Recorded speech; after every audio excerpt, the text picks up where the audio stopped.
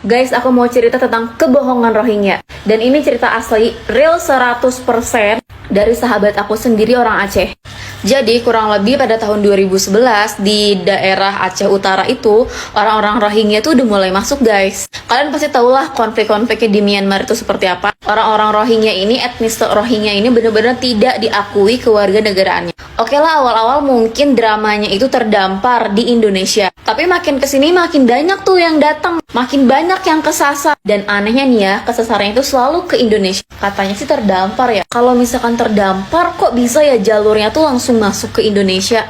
Ternyata ini sepengakuan orang Rohingyanya sendiri yang bilang ke warga Aceh kalau mereka itu bukan terdampar, tapi mereka diantar. Jadi adalah oknum-oknum yang mengantarkan para etnis Rohingya ini ke Indonesia. Mereka tuh diantar pakai speedboat atau mungkin sejenis kapal penumpang gitu. Nah, di tengah laut mereka barulah pindah ke kapal yang lebih jelek. Jadi seolah-olah tuh kayak mereka udah berlayar selama berbulan-bulan terombang-ambing tanpa makan.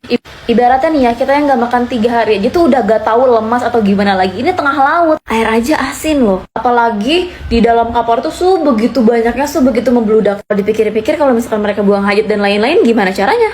Nah, jadi tolong ya untuk warga-warga Indonesia dan teruntuk warga Aceh tersendiri, stop untuk terima orang-orang Rohingya. Karena perlakuan mereka juga nggak baik, guys. Kasar, buang-buang nasi. Jadi mereka tuh dikasih nasi tuh minta jantung gitu. Dikasih nasi minta tanahnya Aceh. Dan jujur miris banget, sedih banget ya. Yang aku khawatirin itu takutnya dia tuh malah berkembang biak di Aceh, terus dia mengambil tahta kekuasaan. Meskipun sebenarnya mungkin nggak bakal sih sampai segitu juga. Cuma maksudnya mereka ini merepotkan sekali, guys. Mereka datang tanpa paspor. Apalagi kan di daerah Aceh ini bener-bener terkenal banget ya, Islamnya kental lah gitu dengan syariatnya. Dan aku juga nggak yakin sih semuanya itu Islam. Boleh jadi ya mereka hanya menggunakan mungkin hijabnya dan lain-lain itu ya untuk berlindung.